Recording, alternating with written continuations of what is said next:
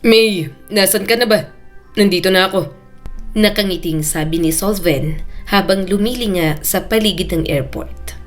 Paglingon niya sa bandang kaliwa, nakita niyang nakatayo si May sa labas.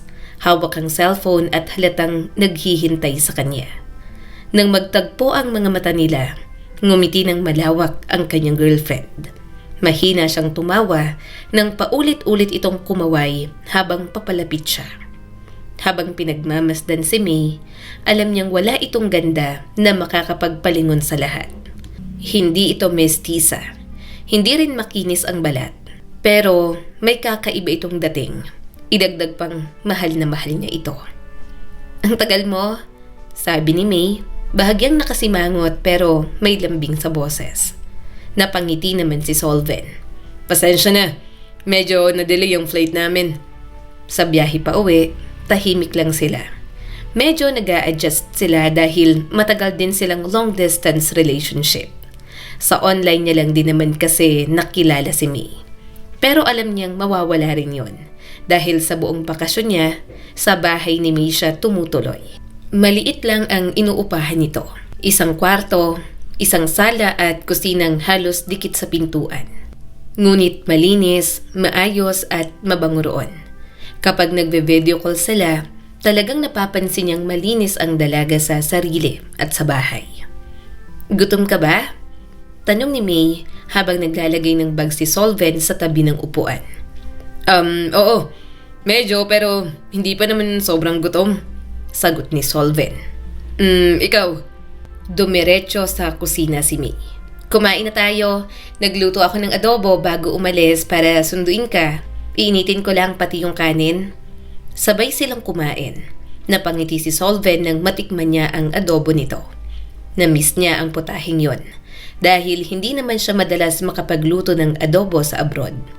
Walang seremonya, walang pilit na kwento. Habang kumakain sila, napapansin ni Solven ang mga maliliit na bagay kay May. Kung paano magsandok ang kanyang girlfriend. Kung paano ito ngumiti kapag nagsasalita siya. Iniisip ni Solven na susulitin niya ang mga sandaling yon na alamin ang maliliit na detalye tungkol dito. 2 years na rin pala, sabi ni May bigla habang nagliligpit. Ang alin? Tanong ni Solven. Tayo, parang ang bilis. Tapos ngayon nandito ka na. Hindi lang ako makapaniwala na yung nakakausap ko online ay talagang nandito na.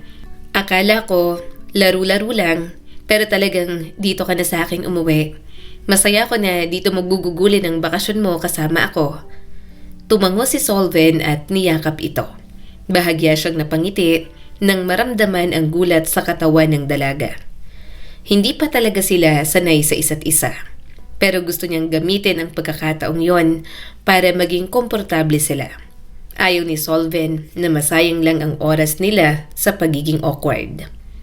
Gabi na nang matapos silang mag-usap. Naupo sila sa maliit na sala at nanood ng movie para libangin ang kanilang mga sarili. Nang patayin ni May ang TV, nanatili siyang nakaupo. Walang nagsasalita hanggang sa maramdaman ni Solven ang kamay ni May sa braso niya. Pagod ka na? Magpahinga na tayo. Alam kong pinilit mo lang para naman makapag-catch up tayo. Halika na, matulog na tayo. Malambing na sabi ni May. Nagpadala na siya nang hilahin siya nito sa kama. Alam ni Solven na pagod siya pero may lakas pa naman siya. Kaya nang magtagpo ang mga labi nila, alam niyang wala ang pagod pagdating sa kanyang pangangailangan bilang lalaki. Hindi naman nila yun pinag-usapan. Hindi rin nila kailangan pag-usapan. Pero parang pareho na nilang nasa isip. Nang matapos ang gabi, magkatabi silang nakahiga habang hinihingal. Nakatingin si Solven sa kisame, iniisip kung gaano katagal na pala siyang walang ganoong pakiramdam. Hindi lang sa pisikal, kundi ang pakiramdam na may inuuwian. Nag-abroad lang naman siya kasi may opportunity. Bunso siya sa magkakapatid, kaya hindi siya gaanong inaasahan na mag-ambag. May kaya na rin naman ang mga magulang niya. Kaya lahat ng kinikita niya, sa kanya lang napupunta. Kapag bakasyon, doon lang siya sa bahay nila umuuwi. Nung high school pa ang last niyang nagkaroon ng girlfriend. Kaya nakakamiss din sa pakiramdam na may babaeng minamahal. Kinabukasan, mas naging malapit sila sa isa't isa ni May. Nagkwentuhan sila tungkol sa trabaho ni Solven, sa mga kapitbahay ni May, at sa mga sumunod na araw, ganoon lang palagi. Sinasamahan niya ito kapag namimili sa palengke. Inaaya niya rin itong mamasyal at mag-staycation sa mga lugar na gusto nilang puntahan. Pero palaging may hangganan ang bakasyon. Sa araw ng pag-alis, tahimik na lang si May. Tinulungan nito si Solven na mag-impake at bakas ang lungkot sa mukha nito. "Babalik ka ulit," sabi ni May at halata na nagtatampo. "Oo, syempre. Babalik ako rito. Hindi naman ako habang buhay na nasa abroad. May kailangan lang talaga akong balikan sa trabaho. Saka gusto ko pang makaipon ng mas malaki." Sa airport, nagyakapan sila ng mahigpit. Nakikita niya pa rin ang lungkot sa mukha ng kanyang girlfriend, kaya nilalambing niya pa. Nang tuluyan ng humiwalay si Solven, may bahagyang kirot sa kanyang dibdib. Habang papalayo siya, hindi niya na nilingon si May. Ayaw niyang makitang umiiyak ba ito o hindi. Mas pinili niyang alalahanin ang huling gabi nila na magkasama. Muling sinalubog ni Solven ang malamig na hangin ng banyagang bansa. Pagkababa niya ng bus papunta sa dorm, parang may biglang humila pabalik sa kanya. Kinabukasan, bumalik siya sa trabaho na parang walang nangyari. Sinuot niya ang uniforme, nagsuot ng helmet at pumasok sa planta. "Uy, Solven!" Tawag ng katrabaho niya na si Karim habang nagsasalin sila ng gamit. "Kumusta ang bakasyon?" "Okay naman," sagot ni Solven. "Mabilis lang.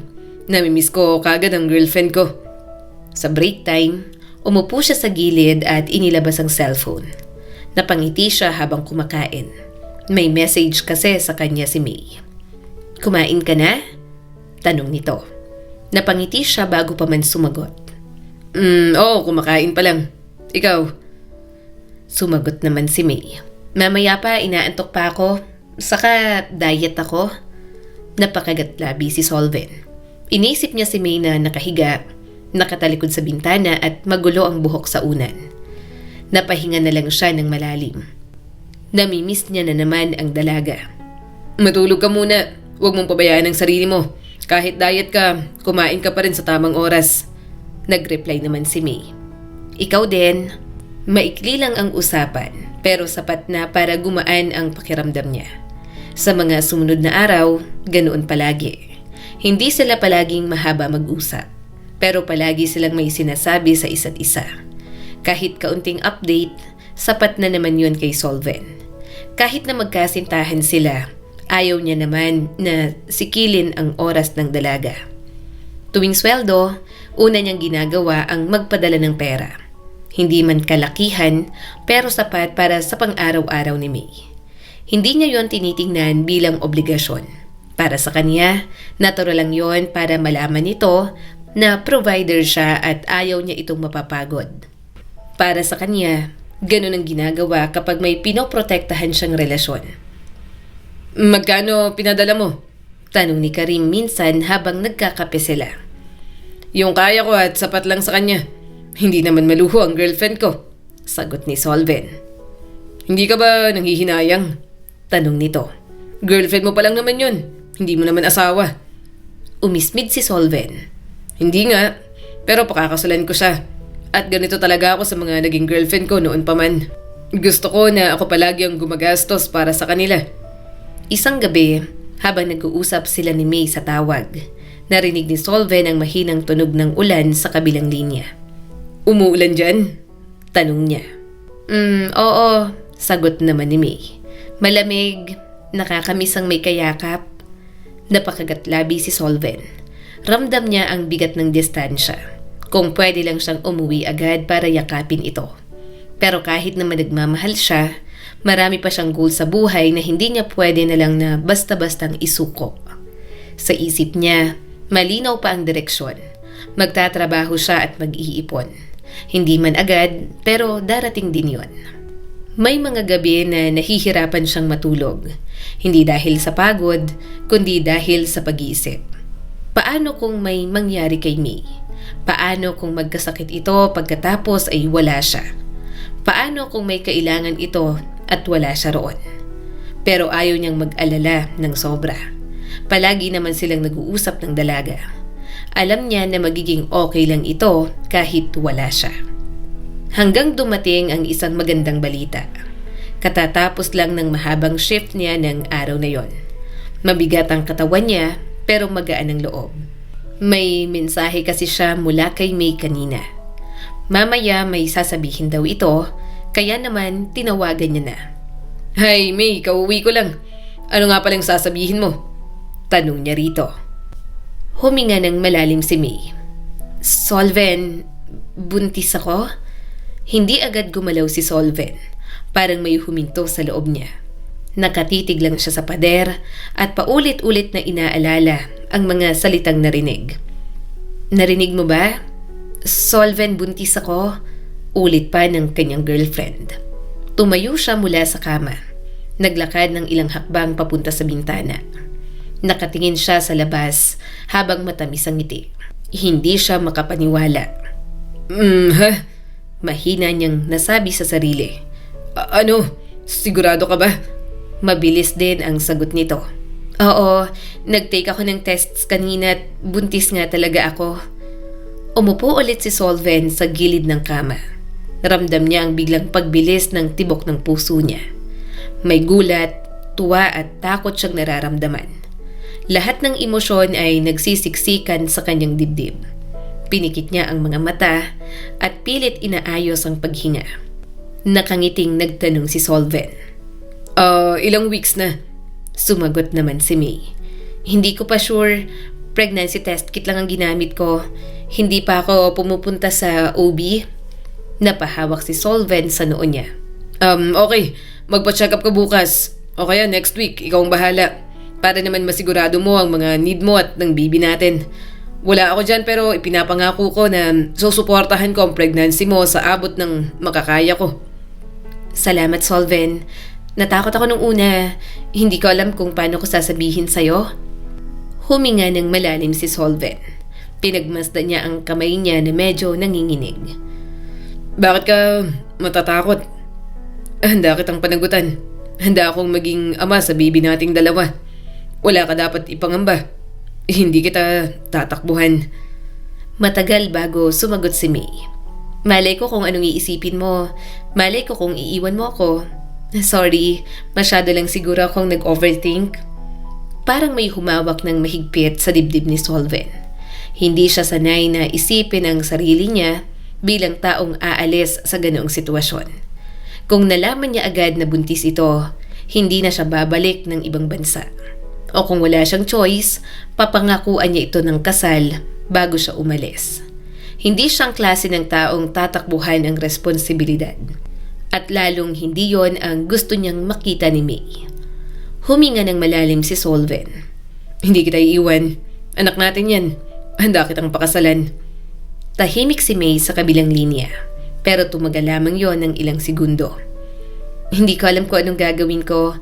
Pero napapanatag ang puso ko na sinasabi mo sa akin ang lahat ng yan ngayon." Napahiga ulit si Solven habang nakatingin sa kisame. Parang may biglang humarang sa lahat ng plano niya. May biglang panibagong landas na siyang tatahakin. Magiging tatay na siya sa susunod niyang uwi sa Pilipinas. May biglang pumasok sa isip niya. Naalala niya na mas marami ang kakailanganin ng kanyang girlfriend. Hindi siya natatakot sa gastos. Alam niya na kayang-kaya niya yung tugunan. Nagsalita muli si Solven. "Magpapa-check up ka na ba?" Oo. Para malaman natin kung ilang months na." "Sige, sabihin mo lang kung magkano ang kailangan mo. Magpapadala ako ng sobra para kung may mga bagay ka pang gusto habang nagbubuntis, makabili ka." Nakangiting saad ni Solven. Nang matapos ang tawag, hindi matanggal ang ngiti sa kanyang mga labi. Ramdam niya ang pagod sa katawan niya, pero parang may bagong lakas na pumalit. Isang uri ng lakas na hindi galing sa pahinga, kundi sa desisyon na panindigan ang lahat ng yon. "Ganito pala yon," bulong niya sa sarili. "Ganito pala maging ama." Hindi pa man niya nakikita ang bata. Ramdam na niya ang presensya nito. Hindi na tuloy siya makapaghintay na makapanganak ang girlfriend niyang si May. Mula nang malaman niyang buntis ito, medyo nadagdagan ang mga bagong goal niya sa buhay. Pagmulat pa lang ng mata, ang una niyang naiisip ay hindi ang trabaho, kundi kung kumain na ba si May, kung nakapagpa-check up na ba ito, kung maayos ba ang lagay ng batang hindi pa niya nakikita. Mahal yung bayad sa OB, Solven. Tapos may mga vitamins din na pinabibili. Imporma ng kanyang girlfriend. Sumagot naman si Solven. Sige, ipapadala ko mamaya. Hindi na siya nagtanong kung magkano ang eksakto. Sinabi lang ni May ang halaga at ipinadala niya na agad. Para kay Solven, hindi yun gastos. Isa lang yung kailangan gawin dahil may bata nang umaasa sa kanya. Oo nga pala Solven, may mga kailangan daw gawin na test sa akin ng doktor. Sabi pa ni May. Ubus na yung pera ko rito. Magpadala ka naman oh. Walang kasunod na paliwanag si May kung para saan ang tests. Wala ring detalye kung bakit kailangan. Hindi na rin nagtanong si Solven. Sa isip niya, hindi tamang questionin ang mga bagay na para naman sa kaligtasan ng anak niya. Bahagya siyang napangiti. Sige, magsisend ulit ako ng pera para sa'yo. Balitaan mo ako palagi every time na matatapos ang check-up mo. Sumagot naman si May. Habang tumatagal, dumarami ang padala niya para makabili si May ng mga vitamins, gatas, dagdag check-up dahil sensitive daw ang kalagayan nito, pamasahe at pagkain daw na masustansya. Minsan, hindi na niya maalala kung kailan ang huling beses siyang may binili para sa sarili niya na hindi kailangan. Palaging para sa kanyang mag-ina sa Pilipinas. Isang gabi, habang tahimik na nakahiga si Solven, nakipagtawagan siya kay May. Gusto niya sanang makita ang mukha nito, pero ayaw ng girlfriend niya. Naiinis daw kasi ito sa mukha at nako-conscious. Hinayaan na lang niya, dahil alam naman niyang sensitive ang mga pakiramdam ng buntis. Ang daming bawal, sabi ni May, bahagyang tumatawa pero halatang may halong inis. Hindi na ako pwedeng kumain ng ganito, ng ganyan, bawal daw ang hilaw. Napangiti si Solven kahit hindi niya nakikita si May.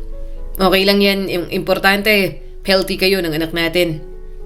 Siya nga pala, hindi ko pa sinasabi sa family ko na buntis ka. Ha? Bakit? Tanong ni May. Gusto ko kasi uuwi na lang ako sa amin na karga ang anak ko. Napatawa naman ito. Grabe ka, gusto mo pa talaga silang gulatin? Iniisip ko pa lang. Pagpapatuloy ni Solven. Natatawa na ako. Siguradong magugulat sila nanay at tatay. Alam mo ba, nung last kong bakasyon, hindi ko sinabi sa kanila na uuwi ako. Talaga? Tanong ni May. Oo, para hindi nila ako kulitin na umuwi sa amin. Gusto ko lang naman magpahinga. Mas nasulit ko ang time ko sa'yo. Huminto siya sandali at binalikan ang mga alaala nila. At eto na nga, nabuntis pa kita. Sobrang saya ko, May. Kung alam mo lang. Alam ko, mahina ngunit sigurado ang sagot ni May. Nararamdaman ko naman na masaya ka at excited. Tumagilid si Solven at napatingin sa kisame. Tuwing gabi, bago siya matulog, ini-imagine niya ang batang darating sa mundo. Alam mo, bigla niyang sabi. Tuwing gabi bago ako matulog, iniisip ko siya. Siya? Ulit ni May. Yung baby nating dalawa. Hindi ko pa alam kung lalaki o babae. Hindi ko alam ang itsura niya. Pero sa isip ko parang may nabubuo na. Parang may hugis na. Paliwanag ni Solven. Isang maliit na nilalang na unti-unting nabubuo sa sinapupunan mo. Minsan iniisip ko kung sino kaya ang mas kamukha niya. Kanino nga ba? Pabirong tanong ni May. Siyempre sa'yo. Mabilis na sagot ni Solven. Pero sana may kaunting kuha rin sa akin. Kahit ilong lang. Napatawa ulit si May at mas mahaba na ngayon. Kapal ng mukha mo, porke mas matangos ang ilong mo sa akin. Minsan, pagpapatuloy ni Solven habang nakangiti. Iniisip ko rin kung magiging tahimik siya o makulit. Kung iyakin ba o laging tatawa. Kung mahilig sa music o sa drawing o sa kahit ano basta masaya siya. May bahagyang paghinga si May sa kabilang linya. Alam mo, minsan natatakot ako kasi ang daming bawal, ang daming dapat isipin.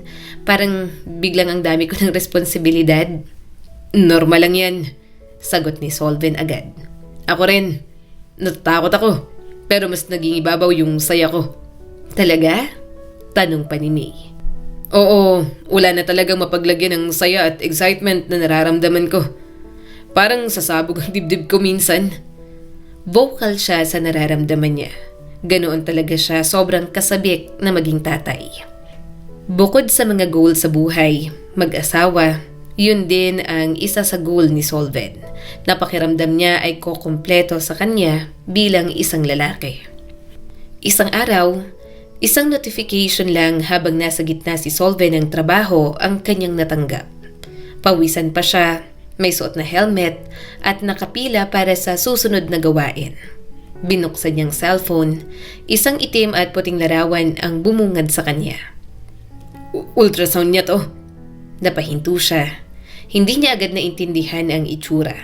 May mga anino, guhit at parang alon pero may bilog. May hugis at espasyong malinaw na hindi basta-basta. Binasa niya ang text ni May. Kakakuha lang kanina. Nag-reply si Solven. Kumusta? Okay ba kayo? Muli niyang tinitigan ang ultrasound. Hindi niya mapigilan ang pagngiti. Maya-maya'y nag-reply ulit si May. Oo, sabi ni Doc, normal naman. Sinave niya lang ang larawan. Nilagay niya sa folder na pinangalanan niyang Baby Mochi. Yun kasi ang palayaw ng anak nila dahil naglihi nung isang araw si May sa Mochi. Kinabukasan, may panibago na naman. Isang litrato ng tiya ni May. Hindi pa malaki pero kapansin-pansin na ang umbok. May suot itong simpleng t-shirt at bahagyang nakataas. Hindi kita ang mukha nito at tiyan lang. Lumalaki na raw ang baby natin, saad ni May sa kanya. Napangiti si Solven. Ang bilis, parang nito lang nang sinabi mo sa akin na buntis ka. Napatawa si May. Oo nga medyo nahihirapan ang akong yumuko. Bigla tuloy siyang nag-alala. Mag-iingat ka. Huwag masyadong kumilos. Sabihin ko na kaya sa parents ko na nabuntis kita. Para naman mapakiusapan ko sila na samahan at alagaan ka. Ha? Huwag na. Pigil agad ni May. Nakakahiya. Isa pa, hindi pa nila ako formal na nakikilala, 'di ba? Nakakahiya naman. Saka wala ka rito. Hindi ako magiging komportable, Solven. Kaya ko naman Hindi naman ako nagbubuhat ng mabibigat. Huwag ka nang mag-alala. Sa mga sumunod na linggo, dumarami ang mga larawan na natatanggap niya mula kay May. Iba't ibang angle ng tiyan, iba't ibang ultrasound. Minsan may petsa, minsan wala. Minsan malinaw, minsan malabo. Pero para kay Solven, lahat yon ay mahalaga para sa journey ng pagbubuntis ng kanyang girlfriend. Yun nga lang, may mga bagay siyang napapansin kay May. Isang gabi, nagtanong siya rito. Pwede ba tayong mag-video call minsan? Palagi na lang call. Hindi ko na nakikita ang mukha mo. May ilang minutong pagitan bago sumagot si May. Sabing ayoko nga, pumapangit ako ngayong buntis ako. Ayoko munang magpakita sa'yo. Kahit sandali lang. Miss na kita, May. Hindi ka pangit sa akin. Kung nagbago ang mukha at timbang mo, okay lang sa akin. Alam ko naman na dahil sa pagbubuntis mo yan, hindi ako mataturn off sa'yo. Pangako. Malambing niyang sabi rito. Nahimigan niya na ang inis sa boses nito. Ayoko nga, please naman Huwag mo na akong kulitin. Sobrang conscious ako ngayon. Ayoko talaga. Kasi naman naiiyak na ako. Agad siyang nataranta. Sorry na. Pasensya ka na, sige. Hindi na ako mangungulit. Sorry. Gusto niya lang namang makita ang mukha ng kanyang girlfriend. Mas sanay kasi siyang video call lang sila noon. Pero ngayon ay bihira na simula ng mabuntis ito. Puro call at messages na lang talaga. Nakaka-frustrate yon para sa kanya. Hindi tuloy siya makapag-focus sa trabaho. May mga pagkakataon pang hindi ito tumatawag. Para bang nagkakaroon ng distansya. Isang umaga, bago pumasok sa trabaho, may voice message pa sa kanya si May. Solven, pasensya na ha. Medyo nahihilo ako ngayon. Mamaya na lang tayo mag-usap. May pagod sa boses nito. May pilit na hinga at inintindi niya na lang dahil mukhang masama ang pakiramdam nito. Sa trabaho, paulit-ulit ang galaw ng katawan niya. Pero ang isip niya ay nasa kabilang linya. Sa bawat patak ng pawis, iniisip niya kung umiinom na ba si May ng vitamins, kung kumain na ba ito, kung nakahiga na ba ito. Hindi niya mapigilan ang sarili. Kapag may kailangan si May, nagpapadala agad siya. Sa mga sumunod na araw, mas naging madalas ang voice message kaysa sa tawag. Kapag tumatawag siya, madalas ay hindi sinasagot. Kapag nagre-ring, saglit lang talaga. Sinusumpong na naman siguro. Ang hirap talagang hulaan ang mood ng buntis, sabi niya sa sarili habang natatawa. Pinakinggan niya ang isang voice message habang pauwi mula sa trabaho. Solven, sorry talaga. Hindi ko kayang magtagal sa call. Parang ang bigat ng pakiramdam ko palagi. May something sa boses nito na parang may minamadali at hirap makahinga. Parang ipit ang boses nito pero pinili ni Solven na huwag yung pansinin. Baka maisipon lang ang kanyang girlfriend. Sa gabing yon, nagpadala siya ng pera kahit hindi humihingi. Para sa pagkain, prutas at kung anumang gustuhin nito. Mas mabuti ng sobra kaysa kulang, sabi niya sa sarili. Unti-unting naging pare-pareho ang mga araw niya. Gigising, papasok sa trabaho, maghihintay ng mensahe, magpapadala ng pera at matutulog. Dumating ang isang mensahe bandang 2:00 ng madaling araw. Nagising si Solven sa maikling tunog ng notification. Agad niyang inabot ang cellphone. Nabasa niya ang mensahe ni May. Solven, gising ka ba? Umupo siya sa kama. Kinusot niya muna ang mga mata bago tumawag. Sinagot naman yon ng kanyang girlfriend. Anong nangyari? Tanong niya rito. Huminga ng malalim si May. Galing ako sa check-up. Sabi ng doktor, malaki raw si baby Mochi. Possible raw na ma-CS ako. Parang may malamig na dumaan sa dibdib ni Solven. Hindi niya alam kung ano ang unang papasok sa isip niya. Gusto niya sanang nandoon kapag nanganak si May, pero alam niyang may kontrata pa siyang kailangang tapusin. CS, sigurado ka ba? Tanong niya rito. Hindi pa sure pero mas mabuti raw na handa. Naisip ko na kailangan na agad ng malaking money. Kasi baka biglang emergency tapos wala pa akong hawak. Ayokong biglain ka sa gastos, pero gusto ko lang na maging ready tayo. Para kapag nanganak ako, wala na rin akong poproblemahin. Magkano kailangan? Tanong ni Solven. Nasa mga 70,000? Napapikit si Solven. Kaya niya naman ang gastos na yon. Masyado lang siyang nalakihan. Halos 2 buwan niya na rin sa trabaho yon.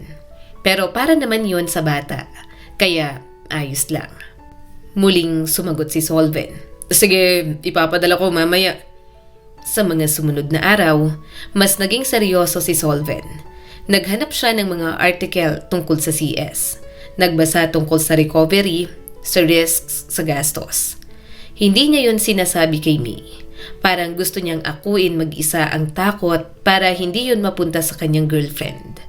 Yun na lang kasi ang tanging bagay na magagawa niya dahil wala siya sa tabi nito kapag nanganak. Nang dumating ang araw ng panganganak ni May, sobrang kaba ang nararamdaman niya. Nasa trabaho siya pero iniisip niya ang nanganganak na girlfriend. Naghahanap siya ng message pero wala pa. Ang alam niya lang, nasa labor room na si May. Paulit-ulit niyang tinitingnan ng oras. Sa bawat paglipas ng minuto, may bahagyang kirot sa dibdib niya. Ngunit pinilit niyang pinanatiling maayos ang mukha niya habang nagtatrabaho. Diyos ko, sana okay lang siya kapag nanganak. Mahina niyang sabi. Nang makauwi, wala siyang ibang ginawa kundi ang maghintay lamang ng update. Hindi siya gaanong nag-aalala dahil may kasama namang kaibigan ang kanyang partner. Iyon nga lang, hindi na siguro yun mawawala dahil dapat nandoon siya bilang ama ng bata. Umaasa siya kahit isang picture ng mag-ina niya. Pero lumipas ang mga araw, wala pa ring update mula kay May. Sobrang nag-aalala na siya. Nagsisisi siya na hindi niya ito pinasamahan sa kanyang mga magulang. Hindi niya na napigilang maiyak sa pag-aalala. Lintik naman oh. Baka kung ano nang nangyari sa mag-ina ko. Hindi siya mapakali. Gusto niya nang umuwi. Parang gusto niya nang umalis sa trabaho at magbayad na lang ng kontrata. Ilang buwan na lang din naman ang itatagal niya roon. Pero nakahinga siya ng maluwag nang mag-send na ng pictures at videos ng baby nila si May. Hindi niya na napigilang mapahikbi. Hindi yon dahil sa kaba, kundi dahil sa labis na kagalakan.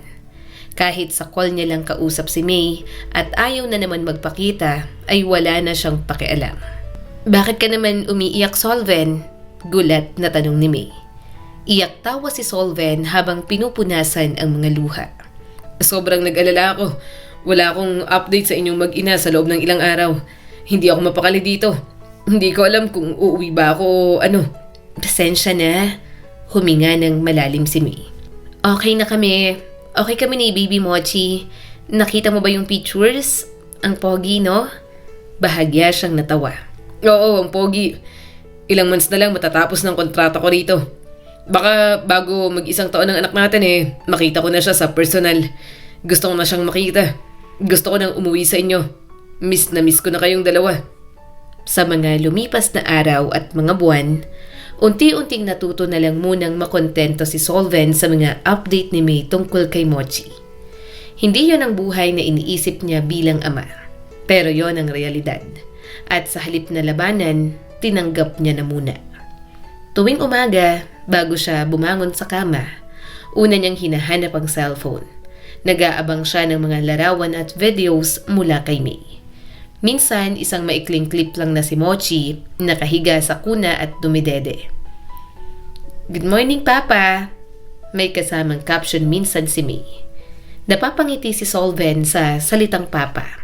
Hindi pa rin siya sanay, pero gustong-gusto niya.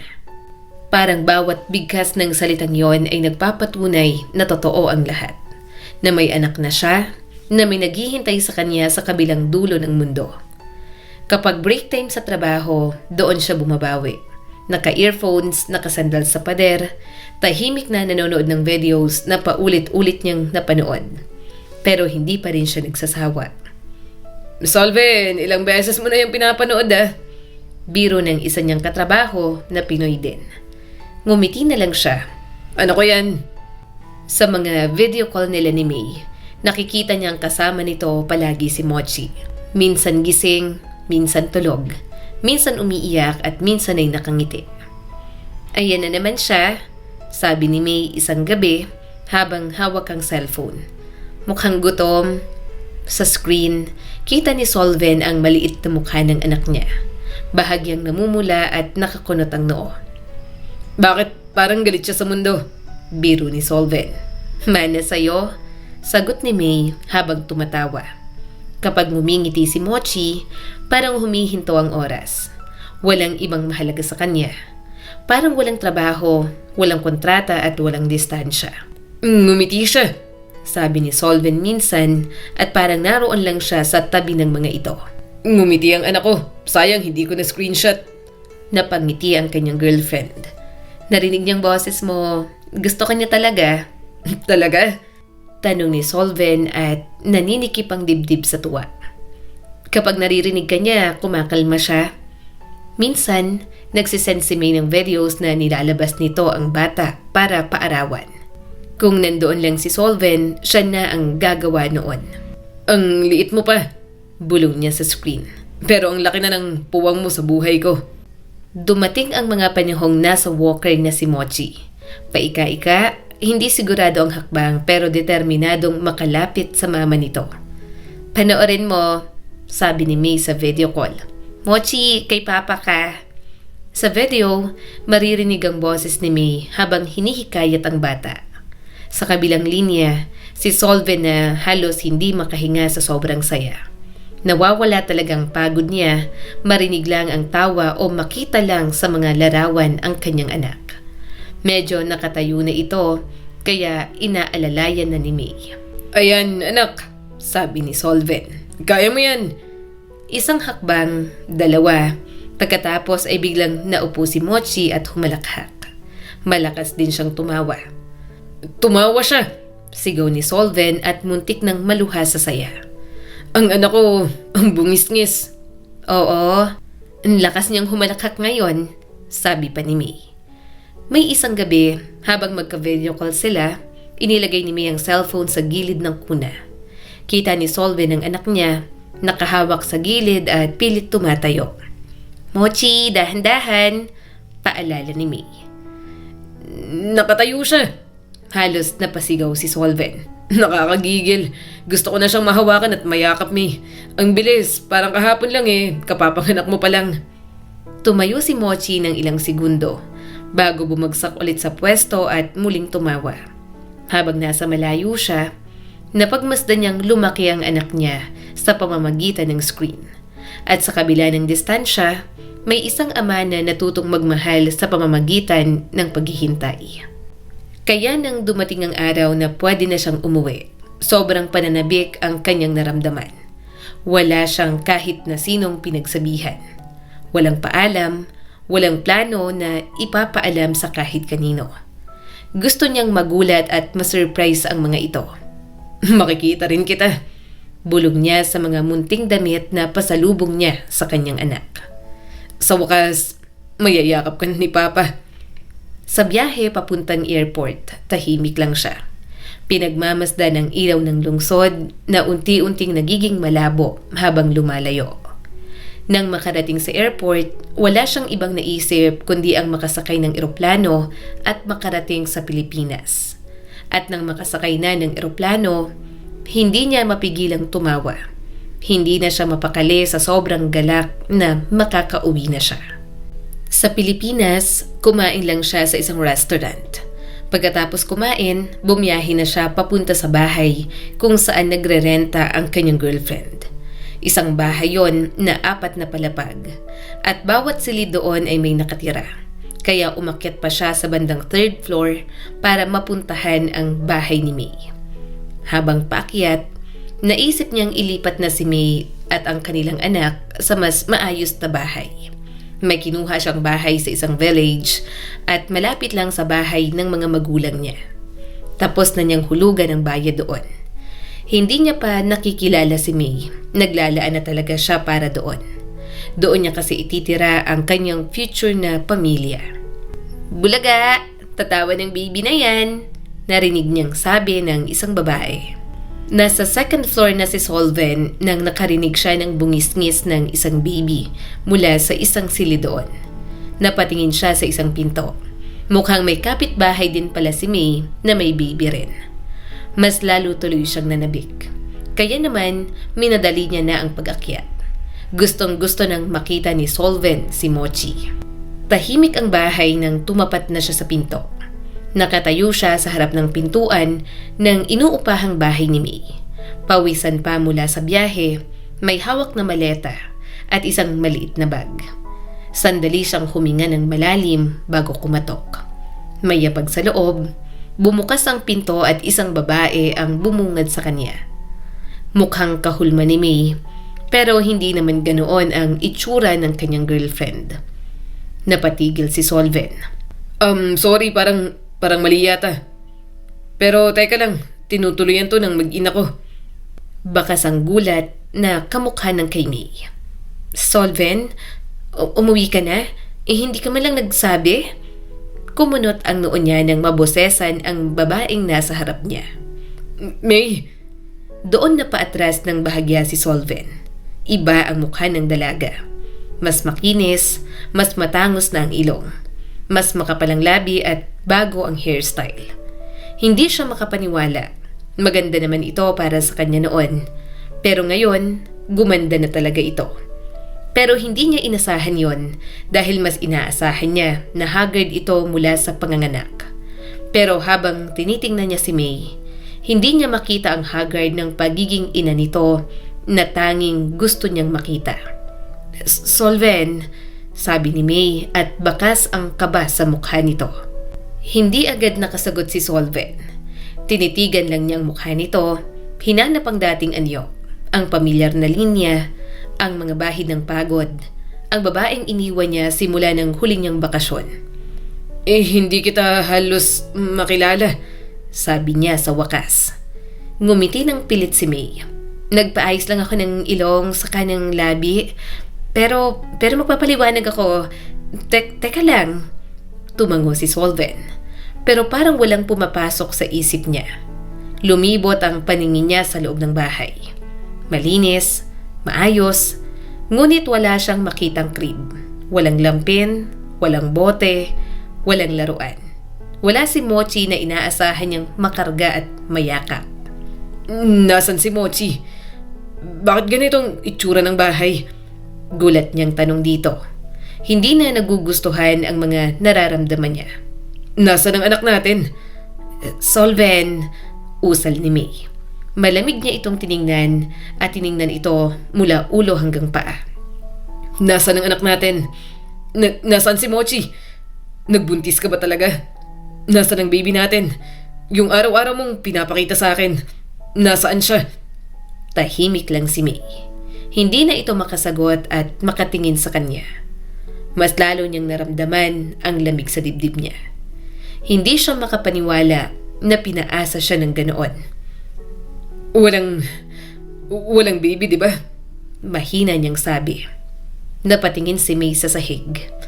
Solven, makinig ka muna. Wala. Mari niyang sabi at naluluha na. Wala pala. Hindi ka nagbuntis, ano? Gawa-gawa mo ang lahat ng yun para makahingi ka sa akin ng malaking pera. May naman, sana naging totoo ka sa akin. Hindi yung niloko mo ko ng ganito. Huminga ng malalim si May. Sasabihin ko sa'yo na pahingi ako ng pera kasi may mga gusto akong ipa-enhance sa mukha ko? Hindi ka naman papayag dun eh. Nasabi ko lang naman yun kasi gusto ko talaga magpaganda. Sobrang insecure ako sa sarili ko. Ginulo ni Solven ang buhok niya. Pero nagsinungaling ka pa rin. Traitor ka at niloko mo ko. Pinaasa mo ko may anak tayo. Ang galing-galing mong manloko. Ang galing-galing mo. Sinong ginamit mo? Sinong bata? Baka pati yung mga yun walang kaalam-alam. Talaga, May. Nagawa mo lahat ng kasinungalingan na to para lang gumanda ka. Sorry. Hindi napigilan ni May ang mga luha. Yung bata, anak ng kapitbahay ko sa baba. Kapag nasa work yung nanay, ako yung nagbabantay. Wala siyang alam na ganun ang ginawa ko sa anak niya. Bigla niyang naalala ang halakhak ng isang baby sa second floor. Naluluha ang kanyang mga mata. Yon ang inaasahan niyang si Mochi, ang kanyang anak. Pagkatapos ay hindi naman pala sa kanya. Ibang tao ang mga magulang ng bata. Napo-frustrate siya habang nakatingin sa pagmumukha ni May. Parang gusto niya itong sapakin. Pero hindi siya ganon. Hindi siya nananakit ng babae. Kaya para maibuhos ang galit, 2 beses niya nalang pinatama ang kamao sa pader. Napailing si Solven at galit na galit talaga rito. Nagdamay ka pa talaga ng mga walang kamalay-malay para lang magsinungaling sa akin. Ano bang klaseng babae ka? Bakit mo ako pinaglaruan ng ganito? Sobrang tapat ko sa'yo. Mahal kita pero ginawa mo po to sa akin. Sobrang bait ko sa'yo at hindi kita kailanman pinagtaksilan kahit nasa ibang bansa ako. Pinunasan ni May ang mga luha. Hindi rin naman ako nag-cheat. Sorry na, patawarin mo na ako. Nagpaganda lang naman ako para sa'yo. Napatingin siya sa mukha nito. Yan bang kapalit? Lahat ba ng ipinadala ko sa mukha mo lang napunta? Hindi ko alam kung anong mararamdaman ko, May. Nagsinungaling ka sa akin. Kung naging honest ka lang sa akin, baka mas natanggap ko pa na ganyan ang habol mo. Hindi yung pinaasa mo ko. Natatay ako ng anak mo. Sobrang excited ko pa man ding umuwi. Wala naman pala akong dadatnan na anak. Ganyan ka kasama? Ha? Sorry. Please. Sinubukan siyang hawakan ni May. Sorry talaga. Nagsinungaling ako pero mahal kita. Please, mag-ayos na tayo. Nandito ka na, diba?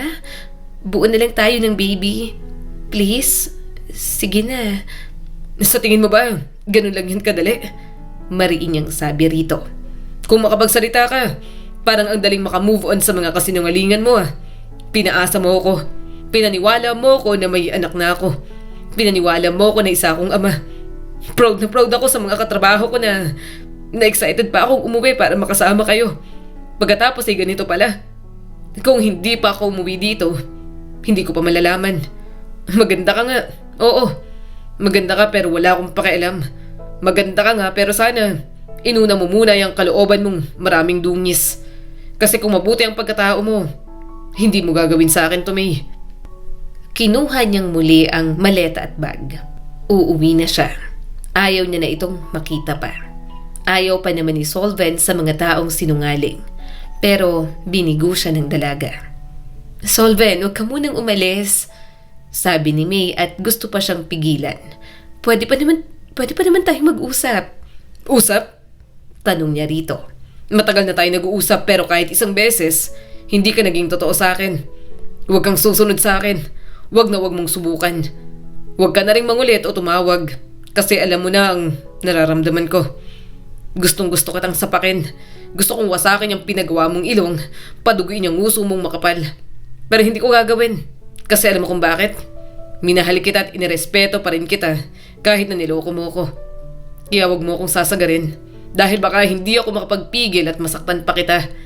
Kapag nakikita ko yung bagong mukha mo ngayon, naalala ko lang ang mga kasinungalingan mo. At kung paano mo sinamantalang tiwala ko. Hinuthutan mo ako ng pera. Pera na pinaghirapan ko. Napaiyak na lang muli ang dalaga. Naaawa siya kay May. May kirot sa puso niya na makita itong umiiyak. Pero masyadong nangingibabaw ang hinanakit at galit sa puso niya. Masyadong mabigat ang ginawa nito sa kanya. Bumaba siya sa hagdan nang madaanan ng second floor sa silid kung saan niya narinig ang tawa ng bata. Hindi niya na napigilan ang mga luha. Masama ang loob na nagpatuloy si Solven sa pagbaba. Nang nasa labas na, huminga siya ng malalim at pilit kinakalma ang sarili. Hindi alam ni Solven ang gagawin. Parang hindi niya alam kung paano uuwi. Nang hihina pa ang mga tuhod niya sa katotohanan ng bumungad sa kanya. Ate Merly, pabili ng diaper. Saad ng isang babae sa tapat ng isang tindahan. Napalingon si Solven doon. Bahagya siyang natigilan nang makita ang isang babaeng may maamong mukha. Sa isang braso, bit-bit nito ang isang batang pamilyar sa kanya. Nanikip agad ang kanyang dibdib. Wala na siyang pakialam sa mga tao roon. Hindi niya na pinigilan ang mga luha nang makita ang mukha ng bata. Papa? Biglang usal ng bata nang makita si Solven. Napalingon sa anak ang totoong ina nito. Ano yun, anak? Anong papa? Mama ako, anak, hindi papa. Yung tatay mo walang hiya. Mochi, wag mo nang hanapin yon. Umiwas siya ng tingin. Siguro ay namukhaan siya ng baby. Madalas kasing i-video call sa kanya ni May si Mochi. Pero kahit na pinipigilan niya ang sarili, nanginginig ang kamay ni Solven habang dahan-dahan siyang lumapit. Ayaw niyang magkamali. Ayaw niyang magmukhang baliw. Ngunit bawat hakbang ay parang hinihila siya ng isang puwersang matagal nang naghihintay. Pasensya na po. Maingat niyang sabi sa babae. Pwede ba akong magtanong? Napatingin ang babae sa kanya. Maamo ang mukha nito at mukha pang kulang sa tulog. Ano yon? Taga dito ka, di ba? Tanong ni Solven. Oo, sagot ng babae. Diyan kami sa second floor. Hindi ko alam pero parang pamilyar ka. Kilala ba kita? Huminga ng malalim si Solven. Boyfriend ako ni May, pero dati. Nanlaki ang mga mata nito. Oo. Kaya pala pamilyar ka. Ikaw ang boyfriend niya na nasa abroad? Kay May ko kasi binibili ng anak ko kapag nasa work ako. Binabayaran ko na lang siya. Nice to meet you. Ako si Chanel. Ito naman ang anak kong si Mochi. Nasa taas yata si May. Hindi ko siya nakitang bumaba eh. Hindi siya makasagot. Tiningnan niya lang ang anak nito. Yun kasi ang batang pinananabikan niyang mayakap at makasama. Pero wala naman siyang karapatan at hindi siya ang ama nito. Hindi ko girlfriend ang babaeng yun. Kagagaling ko lang sa ibang bansa. At nakipaghiwalay na ako. Niloko ako eh. Hindi niya napigilang sabi, sabay patak ng luha. Nanlaki ang mga mata ni Chanel. Parang hindi nito alam ang gagawin. Maya-maya'y hinagod nito ang likod niya. Okay lang yan. Hindi ko alam ang nangyari pero Kawawa ka naman. Siguro may jet lag ka pa. Mas lalo siyang naluha nang makita ang inosenteng mukha ni Chanel. Halatang wala itong kaalam-alam sa mga ginawa ni May. Napailing na lang si Solven. Papa, usal na naman ni Mochi.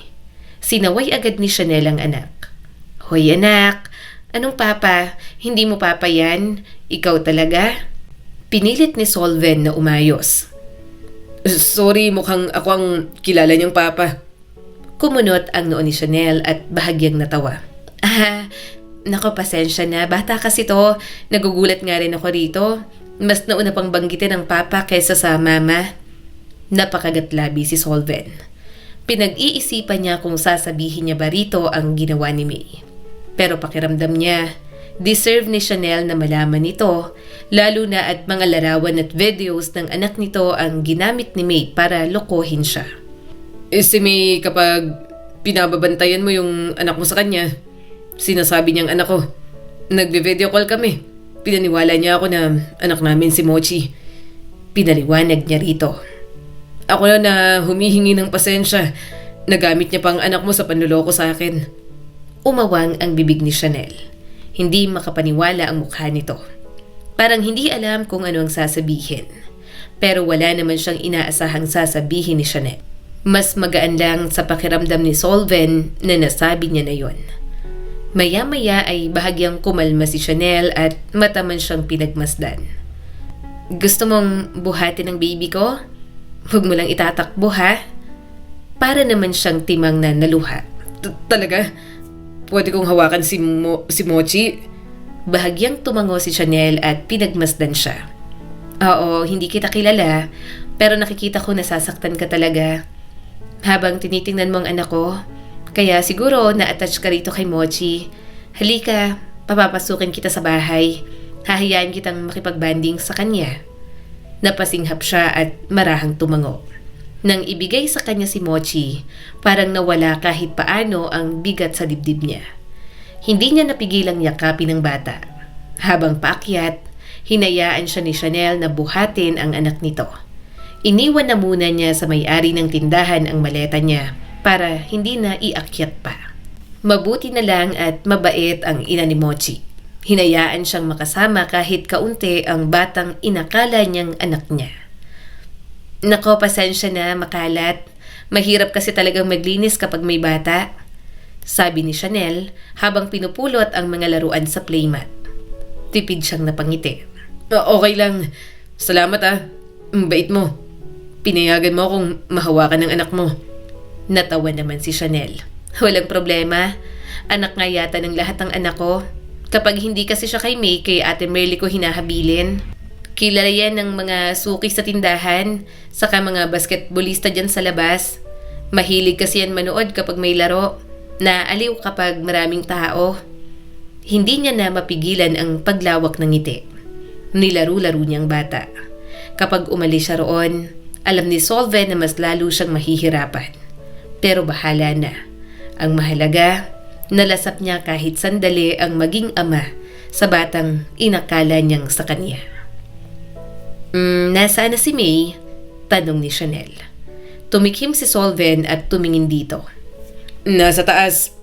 Kay hiwalay ko lang sa kanya kanina. Ang alam niya, umalis na ako. Nalaman ko kasi ang totoo. Kagagaling ko lang sa abroad at sinorpresa ko siya sa pag-uwi ko. Ako pala masusorpresa. Nalaman ko na hindi pala siya nabuntis.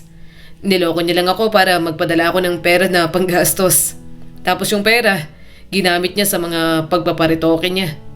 Tumango-tango si Chanel habang abala sa kusina nito. Oo nga, nakita ko na nagpa-enhance siya ng mukha niya. Grabe, hindi ko alam na magagawa niya pala yon. Magkaibigan ba kayo? Hindi niya na napigilang itanong. Napatingin muli sa kanya si Chanel. Hindi ko masabing kaibigan eh. Ang kaibigan kasi para sa akin, yung sanggang dikit ko talaga gaya ni Ate Merly. Siguro ano lang, kapitbahay na mabait. Huminga siya ng malalim. Mabuti na lang at hindi magkaibigan ng mga ito. Ang awkward lang na magkakwento siya ng problema, pero na kay May ang simpatya nito. Salamat ulit. Susulitin ko ng araw na to na nahawakan ko si Mochi. Malumanay niyang sabi. Napangiti naman si Chanel. Pwede ka namang bumisita rito kapag namimiss mo ang anak ko. Alam mo, ako bilang nanay, masarap sa feeling na alam kong maraming nagmamahal sa anak ko. Talaga? Bahagyang nanamig si Solven pero naudlot nang maalala si May. Pero dito nakatira si May. Baka kapag bumisita ako rito para kay Mochi, makita ko lang ang mukha niya. Ayoko nang makita siya. Gusto ko siyang makalimutan. Sakto, saad ni Chanel habang nagsasandok ng kanin. Lilipat na kami ng baby ko Doon na kami titira sa bahay ng mama ko. Kasi nga nahihirapan akong walang ibang kasama sa bahay. Kahit mag-work from home ako, nahihirapan pa rin talaga ako. Doon ka na lang bumisita kapag may time ka. Send ko na lang yung address ko kung gusto mo talagang makita si Mochi. Tiningnan ni Solven si Mochi at nagalak ang kanyang puso. Sige, ibigay mo sa akin. Salamat talaga. Mag-iisang taon na si Mochi. Gusto mong maging ninong? Parang hinaplos ang puso ni Solven. Hindi ko tatanggihan yan. Kung ganon, wag mo na rin tanggihan ng pagkain. Kumain muna tayo. Nagluto ako ng tinolang may gata. Kumakain ka ba nito? Tanong ni Chanel sa kanya. Oo naman. Nakakahiyang pakakainin mo pa ako. Nakilala mo ako dahil sa problema tapos ganito pa. Tinawanan siya ulit ni Chanel. Ano ka ba? Walang problema. Sige at kumain ka na. Habang nasa hapag, hinayaan siya ni Chanel na kandungin si Mochi. Napangiti siya nang maghanda rin ng dinurog na kalabasa si Chanel. Hinayaan din siya nito na pakainin niya ang anak nito. Matapos ng pagkain, nakipaglaro pa siya ng kaunti kay Mochi. Pero maya-maya ay nakatulog na rin naman ang bata. Hapon na rin, kaya kailangan niya nang umalis. Nagpalitan na sila ng number ni Chanel, kaya alam niyang hindi pa yon ang huli na makikita niya si Mochi. Nang makalabas na siya, napatingin siya sa itaas. Hindi niya alam kung ano ang ginagawa ni May, pero wala na siyang pakialam. Hindi niya nahahabulin ang mga perang ginastos niya. Ang tanging gusto niya na lang ay umalis na ito sa kanyang buhay. Hindi kailangan ni Solven ng mga manlolokong katulad nito. Nang makauwi siya sa bahay ng mga magulang, ginawa niya ang lahat para makalimot. Nakipagsayahan na lang siya sa mga pinsan niya, sa mga kapatid at mga pamangkin. Akala ko ba sa pag-uwi mo ay isasama mo na ang girlfriend mo? Tanong ng kanyang ina. Umismid naman si Solven habang kumakain. Hiwalay na kami nun. Na-realize ko lang na hindi kami compatible. Hindi niya kaya ng LDR. Yun na lang ang sinabi niya. Ayaw niyang mag-alala pa ang mga ito sa kanya. Gusto ni Solven na hindi na maging issue ang mga ginawa ni May. Kasalanan niya rin naman kasi nagtiwala siya ng sobra sa babaeng pinili niyang mahalin. Nasa tamang edad ka na. Maghanap ka na ng aasawahin mo. Eto talaga. Sabi ng kanyang ama. Humampas naman ang kamay ng mama ni Solven sa hita ng papa niya. Huwag mo ngang madaliin. Hindi naman simple ang pag-aasawa. Lalaki naman siya. Makakahanap yan. Basta maghanap siya ng maayos. Yung babaeng mamahalin siya at hindi lolokohin. Huminga ng malalim si Solven. Pati mga magulang niya, pinoproblema pa ang love life niya. Ayaw niya munang maghanap. Magpo-focus na muna siya sa negosyo na itatayo niya. Ayaw niya rin naman kasing mangibang bansa.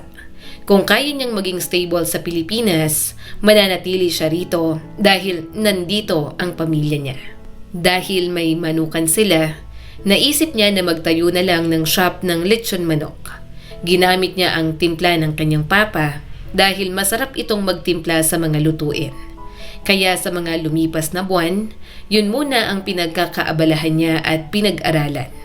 Hanggang isang gabi, may natanggap siyang mensahe mula kay Chanel.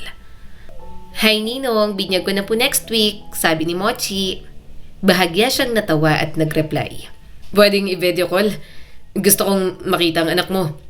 Pumayag naman si Chanel na makipag-video call. Bahagya siyang natawa nang bumungad ang mukha ni Chanel na may facial mask pa. Mabilis naman itong tinapat kay Mochi na nasa upuan at naglalaro ng mga laruan nito. Sa background, Naririnig niya ang boses ni Chanel na abala sa skincare routine nito. Next week ang binyag ng anak ko. Pupunta ka ha? Anong regalo mo? Bawal ang kuripot ha? Kukurutin ko. Sabi pa ni Chanel. Hindi niya napigilang tumawa habang nakahiga sa duyan. Siyempre, magre-regalo ako. Makakalimutan ko ba yung si Mochi? Inakala ko ng anak ko, di ba? Humalakhak si Chanel. Hindi ko alam kung matutuwa ba ako o magagalit sa ginawa ni May. Kasi biruin mo, kung hindi niya sinabing anak mo ang anak ko, wala sanang ninong na galante at amoy abroad. Dinampi ni Solven ang daliri sa labi. Nagpaparinig ka ba? Sige, magpapadala ako ng 10 lechong manok. Dagdag sa handa ni Mochi. Malakas na tumawa si Chanel. Napakayabang naman na ninong. Totoo nga, ayaw nitong maniwala. Kaya ko magpadala ng 10 lechong manok. Yun ang negosyong sinisimulan ko ngayon. Ipopromote ko na rin. Nakangiting sabi ni Solven. Ah, ganyan ka pala. User, hirit na naman ito. Sandali silang natahimik. Narinig niyang may ginagawa sa loob ng bahay si Chanel. Sa video call naman, nakatitig lang siya kay Mochi. Kapag napapatingin ang bata sa kanya, agad niyang inaaliw. Hindi naman sila madalas magtawagan ni Chanel. Minsan lang kapag nasa mood at kapag trip nila. Kapag kasi nalulungkot o pagod siya, naaalala niya si Mochi. Gusto niyang kumustahin ang bata. Hoy, Solven! Bulalas ni Chanel nang tumawag ito isang hapon. Nagjo-joke lang ako sa pagiging galante mo. Tinotoo mo naman. Ang dami mong pinadalang regalo para kay Mochi. Hanggang pang 5 years old na to ah. Mahinang tumawa si Solven at iniwan muna ang trabaho.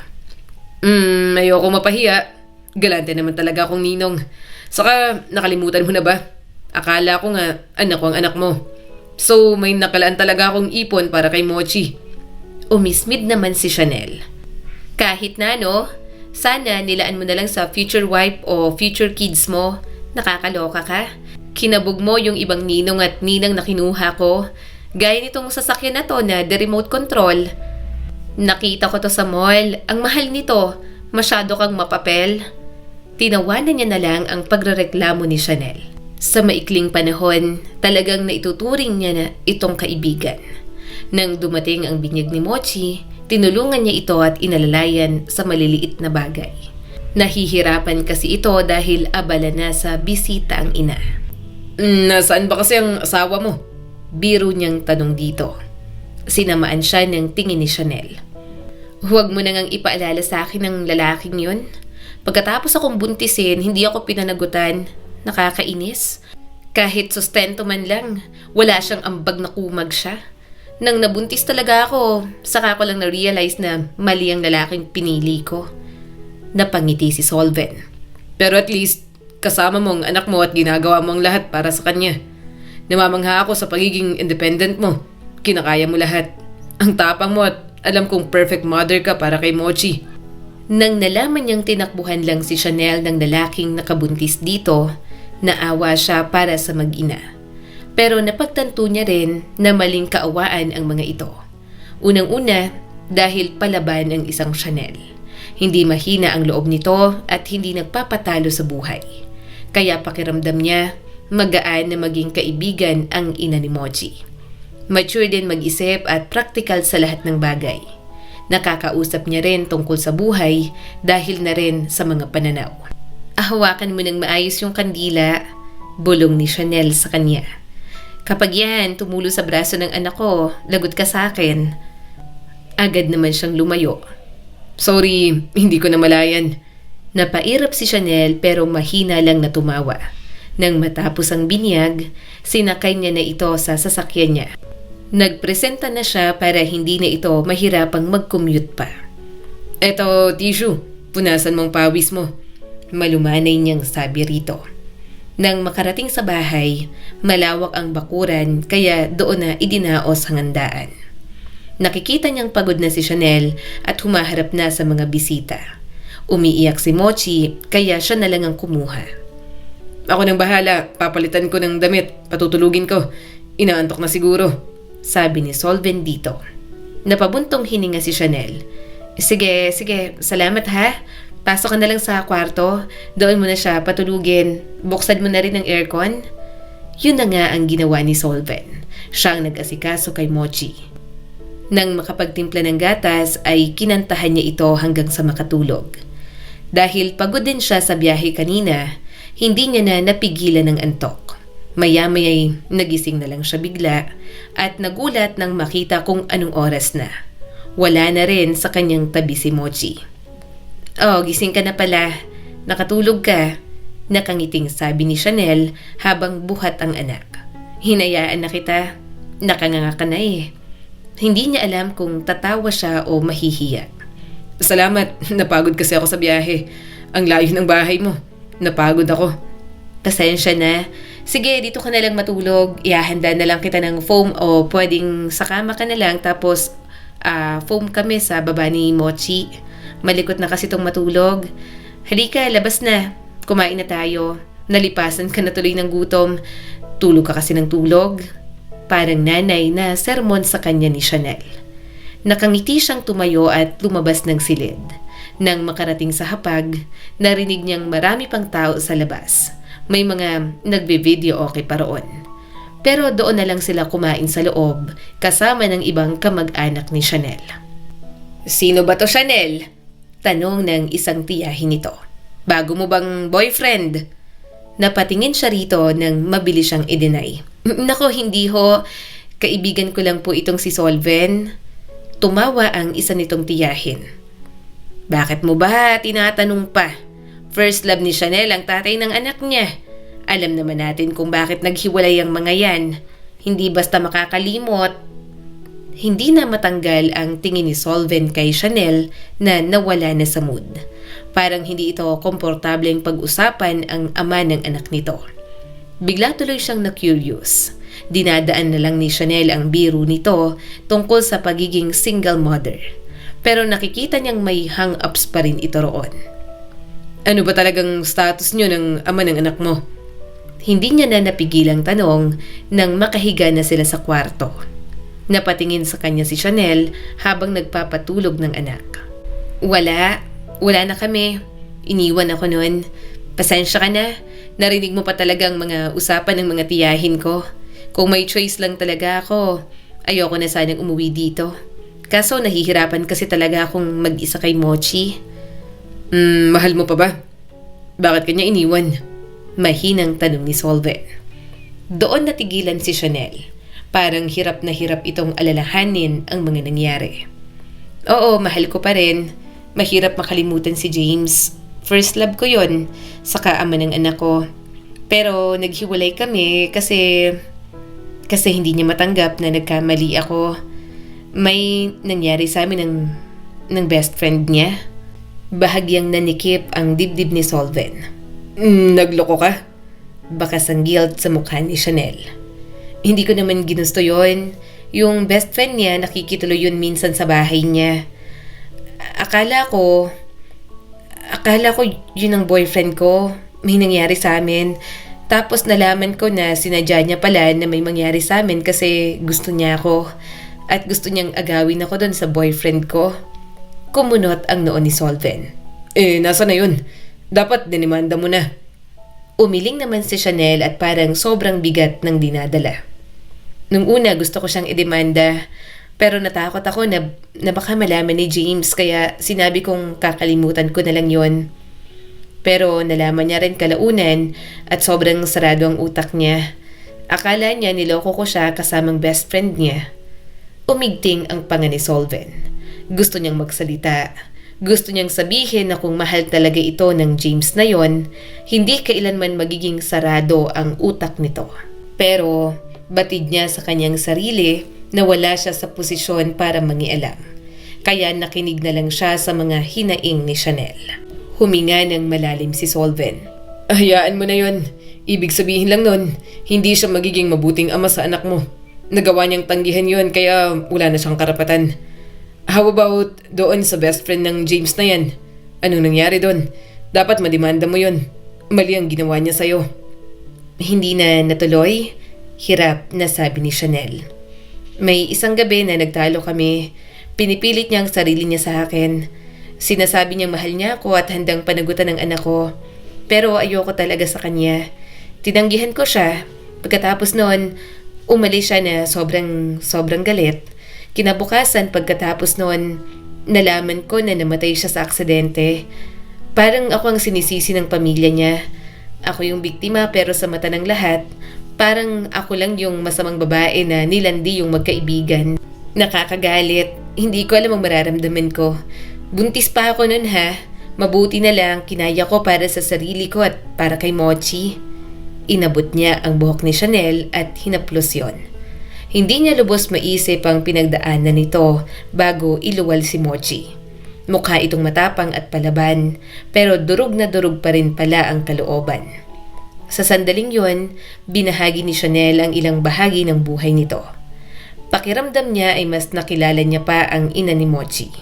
Hindi man maganda ang dahilan ng kanilang pagiging malapit, masaya siyang naging kaibigan niya ito at nakilala ang isang katulad ni Chanel.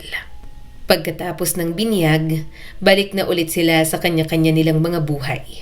Gayunpaman, nanatili pa rin silang magkausap sa mga video call.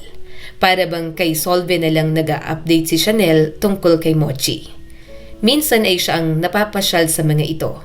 Minsan naman ay ang mga ito ang pumupunta sa kanya. At sa lahat ng ugnayang yon, hanggang pagkakaibigan lang ang mayroon sila. Solven, may friend ako na crush ka raw. Nakita kanya kasi nitong nag-birthday si Mama. Gusto niyang mag-date kayo. Ano, payag ka? Tanong ng kanyang ate. Tumingin siya rito. Sige. Wala naman akong ginagawa. Nag-ahanap din ako ng kadate. Medyo matagal-tagal na rin akong walang girlfriend.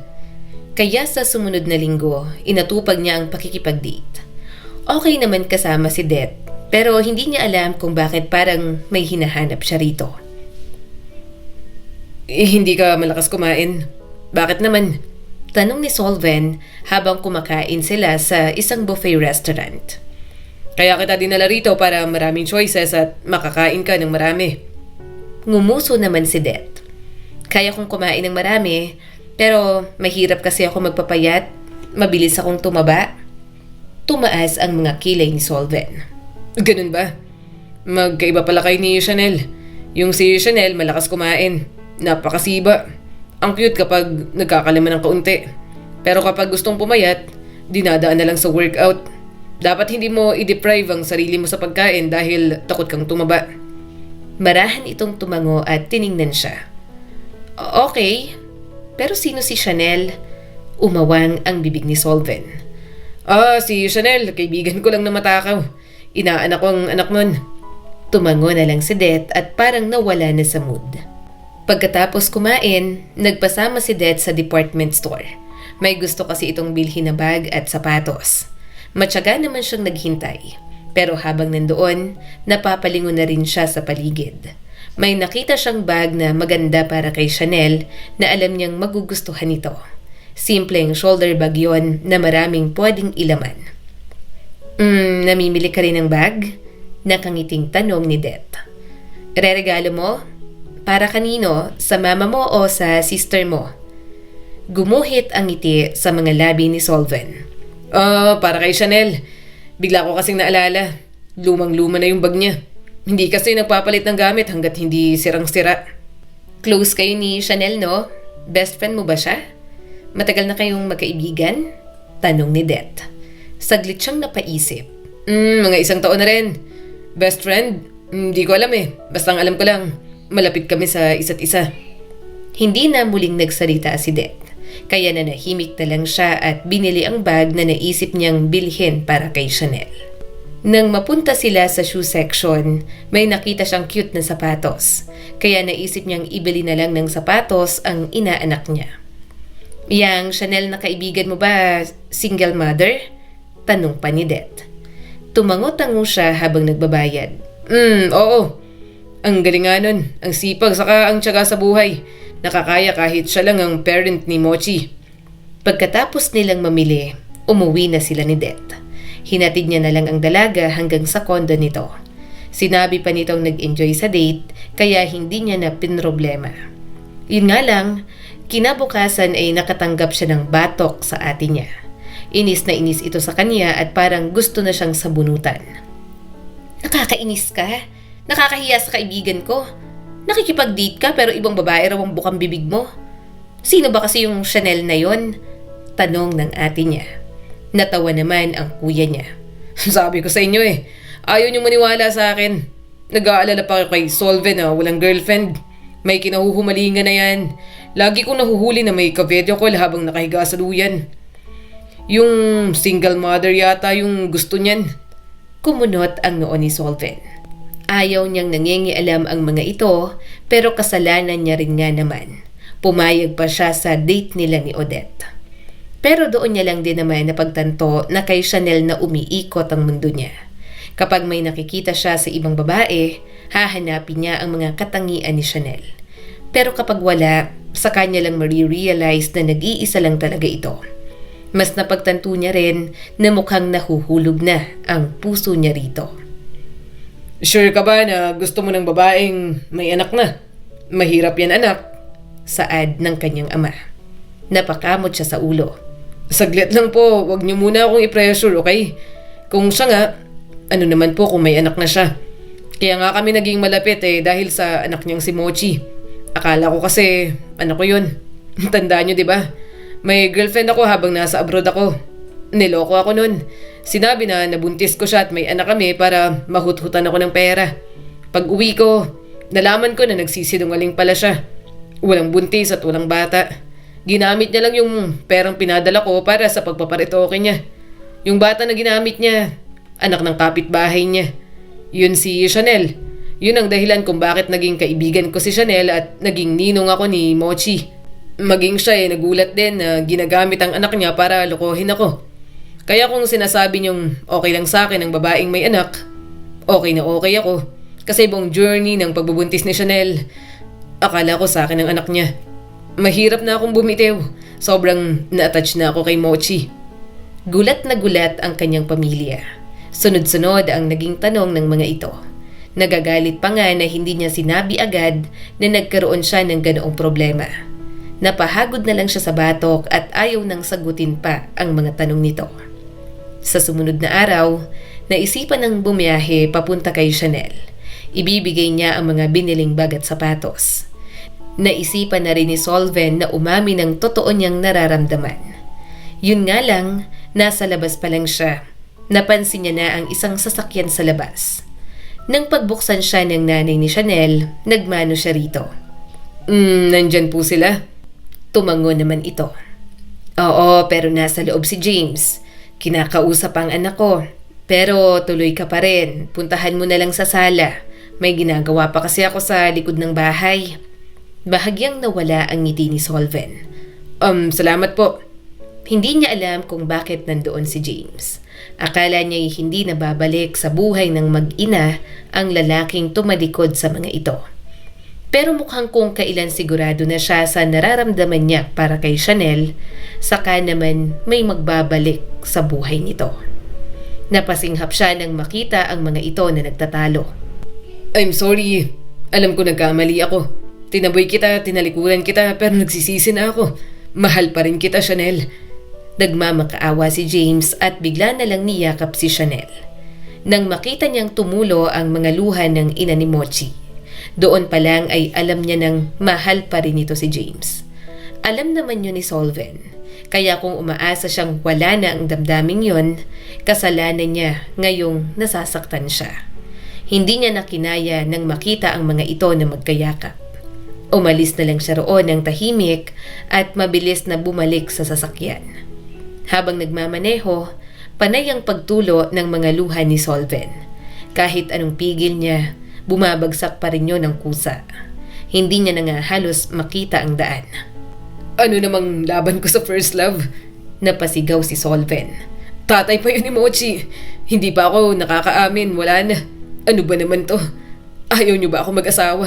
Loyal naman ako Responsable, mabait. Bakit hindi ako? Bakit ang malas ko sa babae? Hindi ba talaga para sa akin si Chanel? Ang sakit Kapag hindi naging akin, pati si Mochi wala na rin sa akin. Ano to? Double dead? Pagkatapos niyang magmaneho ng pagkahaba-haba, Magiging broken-hearted lang pala siya. Bigla na lang naawa si Solven sa kanyang sarili. Nagmamahal lang naman siya ng tama, pero kailan naman siya mamahalin ng tama. Nang makauwi, diretso siya sa duyan habang umiinom ng beer. Sobrang sama ng kanyang loob. Parang gusto niyang manapak. Hindi naman naging sila ni Chanel pero mas matindi ang sakit kaysa sa mga naging ex-girlfriend niya noon. Kinabukasan, nagising siya sa tunog ng walis tingting at sikat ng araw. Sobrang sakit ng ulo niya at nahulog pa siya sa duyan ng kumilos. "Ano bang nangyari sa iyo, anak? Nagulat ako, nakita na kitang lasing dyan. Anong problema mo?" Tanong pa ng kanyang ina. Pero nanatili siyang nakadapa sa damuhan. Kahit may hangover, mas masakit pa rin ang puso niyang umasa. Naluha na lang siya dahil mas napagtanto niya pa na mahal niya na si Chanel. Pinalo siya ng kanyang ina sa puwet. "Hoy, Solven, bumangon ka dyan. Umiiyak ka ba? Ano bang nangyayari sa'yo?" Suminghot-singhot pa si Solven habang pinipilit na umupo sa damuhan. "Tama kayo. Mahirap magmahal ng single mom, mama." Bakas ang pag-aalala sa mukha ng kanyang ina. "Ano bang nangyari? Binasted ka ba?" Mapakla siyang tumawa. "Hindi pa nga ako nanliligaw, mama. Wala na. Bumalik na kasi yung first love niya saka tatay ng anak niya. Alam ko, wala na akong pag-asa ron.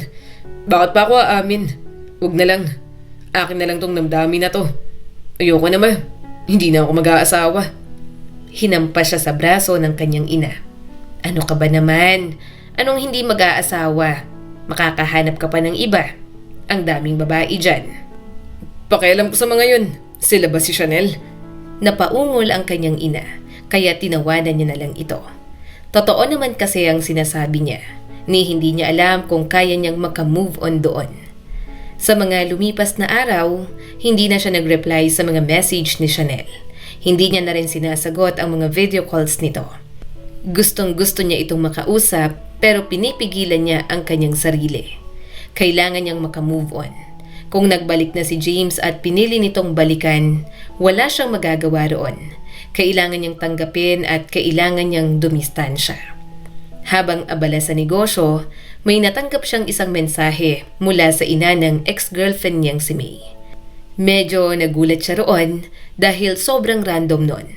Bukod doon, matagal niya nang hindi nakakausap si May. Ayaw niya na sanang pansinin pero naaawa siya sa nanay ng ex-girlfriend niya. Binasa niya ang mensahe mula rito. "Solven, pasensya ka na ha. Alam kong nakakahiya itong hihilingin ko. Kaso wala na talaga akong ibang malapitan na alam kong may pera. Ikaw lang ang naiisip kong mahihingian ko ng pera para maipagamot ang anak ko. Si May kasi ay sinaktan ng kanyang boyfriend. Tapos tinangay pa yung pera niya. Alam kong niloko ka ng anak ko, pero sana'y maawa ka. Hindi ko na alam ang gagawin. Malala ang kondisyon niya. Basag ang mukha ni May. Halos hindi ko na siya makilala. Sana matulungan mo kami. Hindi ko na alam kung saan pa lalapit." Natutuliro ako. Napasinghap si Solven nang makita ang mukha ni May na puno ng pasa at sugat. Halos hindi na nga ito makilala sa dami ng tahi sa mukha. Hindi man naging maganda ang paghihiwalay nila, pero hindi siya bato para hindi maawa sa sinapit nito. Minsan niya rin namang minahal si May. Kaya nagpadala na lang siya ng pera na alam niyang kaya niyang ibigay. Gusto niyang makatulong kahit papaano. Tinulungan niya na rin ang ina ni May na maglakad sa mga ahensya ng gobyerno dahil madalas na may natatanggap na tulong mula doon. Makalipas ang ilang linggo, mas nag-focus na siya sa kanyang negosyo.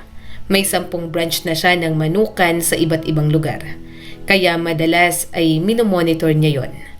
Habang abala sa lahat ng ginagawa, napansin niyang hindi na nangungulit sa pagtawag si Chanel. "Napagod na siguro. Sige lang, mapagod ka lang. Baka makita mo ko sa Pasko na kapag namasko ang anak mo." Kaya yon at ilang buwan niyang tiniis. Gusto niya talagang makamove on, kaso mukhang imposible nga talaga.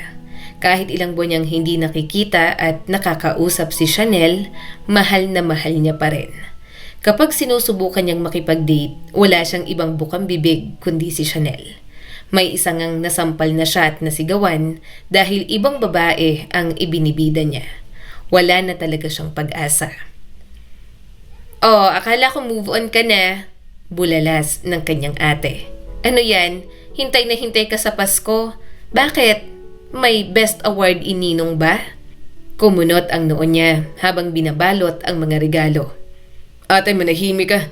Hindi ako nangingialam sa'yo Binatukan siya ng kanyang kapatid. "Itanggi mo man, alam kong hintay na hintay ka sa Pasko. Kasi may dahilan kang puntahan ng mag-inang yon. Wag ako, no? Pinaghandaan mo pa? Paano kung nakipagbalikan na yun sa tatay nung anak niya? Hindi ba't wala kayong kontak? Pupuntahan mo? Tapos uuwi ka na namang luhaan at maglalasing dyan sa duyan? Espesyal naman si Mochi sa lahat ng inaanak mo. Kapag sa ibang inaanak, yung mga tig 500 lang. Tapos yung kay Mochi, yung tag 5,000 na laruan na mahal at malaki. May regalo ka pa dun sa nanay. Grabe ka namang ninong. Ang galante. Pero hindi naman gusto." Inis na inis naman siyang tumingin sa kanyang ate. Napipiko na siya pero pinigilan niya lang ang sarili na singhalan ito. Inaasar kasi siya ng mga kapatid niya. Wala na nga siyang asawa, hindi pa makamove on sa mag-inang gustong gusto niya. Nang dumating ang Pasko, kasama niya ang pamilya na magdiwang. Kinabukasan, namasko na ang mga inaanak niya. Abang na abang siya na baka dumating sina Chanel at Mochi. Pero naiwan na ang mga regalo roon, hindi dumating ang mag-ina. "Sa tingin mo talaga, babiyahe ang mag-ina ng sobrang layo para lang mamasko?" Pangbabara ng kanyang kapatid. "Huwag ka na kasing umasa, baka nakipagbalikan na yun sa ama ng anak niya. Lumayo ka na lang at baka magsapakan pa kayo. Hindi mo mapigilan ang sarili mo sa selos." Ginulo na lang niya ang kanyang buhok. Inis na talaga siya. Gusto niya nang i-message si Chanel. Pero pinigilan niya ang kanyang sarili. Parang natapos na rin naman kasi ang ugnayan nila. Parang naging malamig na lang sila sa isa't isa.